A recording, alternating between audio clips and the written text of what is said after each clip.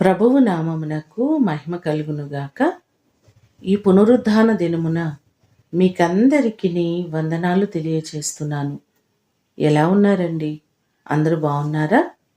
ప్రతిరోజు దేవుణ్ణి స్తుతిస్తూ దేవుని నామాన్ని ఘనపరుస్తున్నారా? మీ అందరి కొరకు ప్రతినిత్యము మేము ప్రార్థన చేస్తున్నాము. మా కొరకు, మా పరిచర్యల కొరకు మీరు కూడా ప్రార్థించవలసిందిగా ప్రభు పేరట మీకు తెలియచేస్తున్నాను. కుటుంబంగా ఈరోజు ఆరాధనకి వెళ్తున్నారా? నిత్యము దేవుణ్ణి స్తుతిస్తూ కుటుంబంగా దేవుణ్ణి ఆరాధిస్తూ ముందుకు కొనసాగినట్లయితే దేవుడు మనలను, మన బిడలను బహుగా ఆశీర్వదిస్తారు.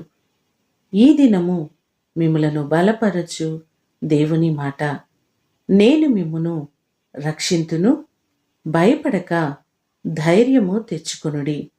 జకరియా గ్రంథము 8వ అధ్యాయము 13వ వచనం. భయపడవద్దు, ధైర్యముగా ఉండండి, నేనే మిమ్మను రక్షింతును అని బైబిల్ గ్రంథంలో చాలాసార్లు ఈ మాటలు మనకు కనబడుతున్నాయి. భయపడుతున్న ప్రతిసారి ప్రభు అంటున్నారు, ధైర్యము తెచ్చుకోండి అని ఆయన సెలవిస్తున్నారు.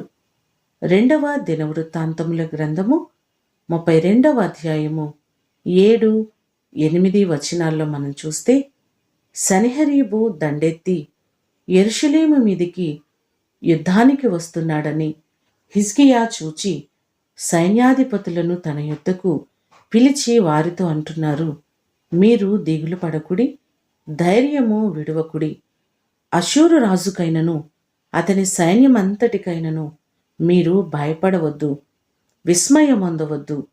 అతనికి కలిగియున్న సహాయము కంటే ఎక్కువ సహాయము మనకు కలుగును అని ఆయన చెప్పడం మనం చూస్తున్నాం. ఆ యుద్ధములో హిజ్కియా తన ప్రజలు దేవుని వైపు చూచినప్పుడు సన్హెరీబు చేతిలో నుండి, తన వారందరి చేతిలో నుండి దేవుడు విడిపించి తన ప్రజలను కాపాడినట్లుగా మనం చూస్తున్నాం. హిజ్కియా మనుషుల సహాయము, ప్రక్కనున్నటువంటి రాజుల సహాయము కోరలేదు, కానీ దేవుని ఆశ్రయించి ఆయన సన్నిధిలో ప్రార్థించగా దేవుడు తన ప్రజలకు విజయమును అనుగ్రహించారు. అలాగే మీ దైనందిన జీవితాల్లో కూడా ఏ విషయంలోనూ భయపడక మన దేవుడు మనలను రక్షింపగలడు అన్న ధైర్యముతో ముందుకు అడుగులు కొనసాగించినట్లయితే దేవుడు మిమ్ములను ఆశీర్వదించే దేవుడు, భయములన్నిటి నుంచి తప్పించే దేవుడు, మీకు ఆయన తోడుగా ఉండేవారు. ఈ మాటలు వింటున్న మీకందరికీ దేవుడు తోడుగా ఉండి ఆయన మిమ్మును ఆశీర్వదించునుగాక. ప్రార్థన చేసుకుందాం. కుటుంబములకు మూలకర్త అయిన మా ప్రేమ కలిగిన పరలోకపు తండ్రి, ఈ దినము కొరకు వందనాలు ప్రభువా. ఆరాధనలన్నిటిలో తోడుగా ఉండండి.